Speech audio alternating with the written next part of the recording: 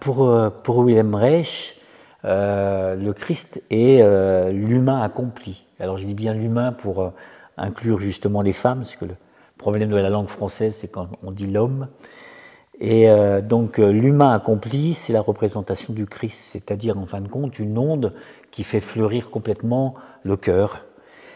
Et je parle vraiment du cœur qui n'est pas seulement le cœur, l'organe, mais le centre vibratoire, le centre ondulatoire aussi, qui doit donc nourrir tout le reste.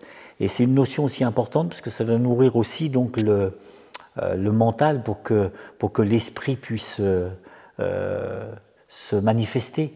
Sinon, il n'y a pas.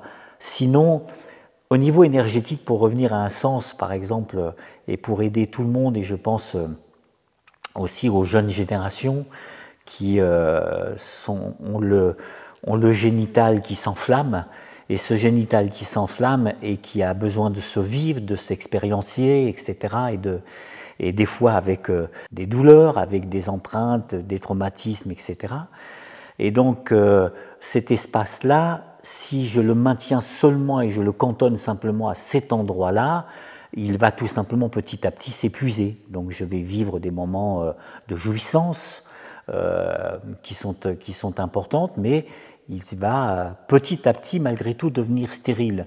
Je vais reproduire le cycle de l'humanité si j'ai des enfants, mais ça va s'arrêter là. Or, il y a une fonction mystique au déploiement de l'onde qui est vraiment de contenir un peu, d'endiguer ce jaillissement dans le génital pour justement qu'il puisse nourrir, monter, et c'est ce qu'on va retrouver dans les traditions, y compris indiennes, hein, donc cette montée des centres qu'ils appellent les chakras, qu'on préfère là aussi dans un langage contemporain appeler des vortex. Et donc ils vont donc s'ouvrir, s'épanouir et se développer comme ça jusqu'à développer des qualités.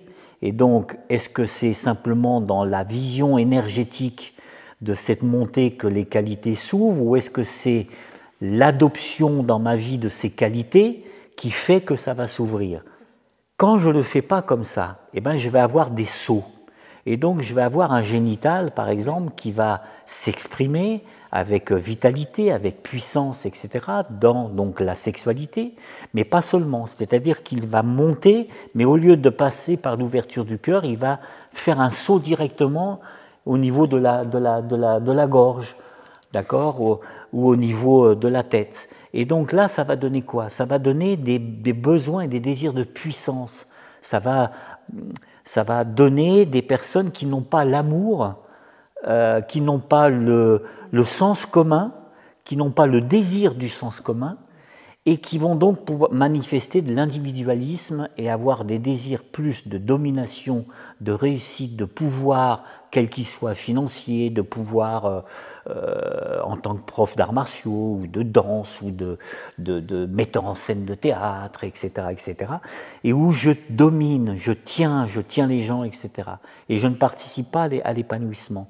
Et donc c'est très important pour les jeunes générations de comprendre que cet épanouissement, c'est une sorte de mise, je mets le feu, tout simplement. Et ce feu, par contre, et c'est là aussi où les taoïstes ont eu une idée géniale, c'est que ce feu-là, il monte et il peut aussi brûler. Donc les taoïstes, ils ont mis un chaudron. Et ils ont tout de suite mis quelque chose d'alchimique. Et donc ce chaudron, ils l'ont rempli d'eau. Et ce qui doit monter, ce n'est pas le feu, qui donc peut déclencher des bouffées délirantes. Et il y a eu des exemples de ça.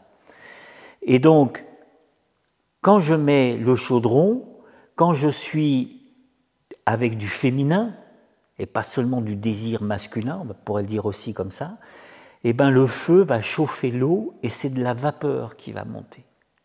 Et là, au lieu d'avoir un désir d'élévation et de puissance, je vais avoir un désir de circulation. Et donc, c'est cette vapeur qui monte, et là, pour reprendre une expression très taoïste, qui va se déposer sur la voûte céleste du crâne, qui va redevenir de l'eau, qui va recouler par la pesanteur jusqu'à mon chaudron et le remplir de nouveau. Et c'est ce qu'ils appellent la petite circulation microcosmique. Et donc c'est cette montée qui, dans la montée de la vapeur, défroisse, puis se recondense, puis redescend. Et ça, c'est vraiment l'onde du Wu Tao. Alors, il y a des pratiques taoïstes et purement taoïstes qui pratiquent ça aujourd'hui avec le système volontaire, avec la visualisation. Je visualise, ça monte dans le vaisseau gouverneur, puis ça redescend dans le vaisseau conception, etc., etc. Ça ne marche pas. Je suis désolé de le dire, ça ne fonctionne pas. Pour que ça fonctionne, il faut retrouver l'origine, la façon empirique que les ancêtres taoïstes ont trouvé ça. Et bien le Wu Tao ose dire que nous revivions ça, c'est-à-dire que ça ne peut se faire que par le système non volontaire. Et donc ça ne peut se faire que dans une qualité d'attention, ça peut se faire simplement dans un relâcher du coccyx sacrum, pas dans une bascule du bassin. Ça peut se faire que par un plancher pubopelvien qui fait un ouf de soulagement, et là quelque chose se déclenche, et là quelque chose monte, et puis quelque chose se recueille.